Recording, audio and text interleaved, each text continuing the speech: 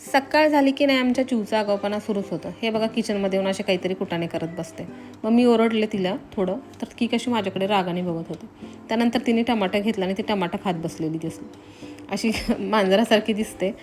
त्यानंतर मग मी चिंगूला गेले शाळेत सोडायला, कारण भैया घरी नव्हता. आता चिंगू आणि चू ह्या दोन्ही माझ्या भावाच्या मुली आहेत. त्यानंतर मी आणि लोपाताई गेलो PNG स्टोअरला, कारण दिवाळी जवळ आली आहे आणि धनतेरससाठी मला पाहिजे होतं सिल्वरचं कॉईन. तसं मला पाहिजे होतं 100 ग्रॅमचं, पण PNGमध्ये अवेलेबल नव्हतं. त्यांच्याकडे फक्त 50 ग्रॅमचंच अवेलेबल होतं. मग मला तरी पण ते आवडलं. मग मी ठरवलं की मी आता हेच घ्यायचं, कारण ऑब्वियसली नंतर खूप जास्त गर्दी होते दिवाळी जवळ आली की. मग फायनली मी त्याचं बिल वगैरे केलं आणि तिथून मग निघाले मी औसा रोडलाच गेले, कारण मला करायचं होतं हेअर स्पा. खूप दिवस झालं माझ्या डोक्यामध्ये जरा डॅन्ड्रफचा प्रॉब्लेम चाललेला होता, म्हणून मला ठरवलं होतं मी की जाईन आणि हेअर स्पा करेन, पण काही होतच नव्हतं. फायनली आज गेले.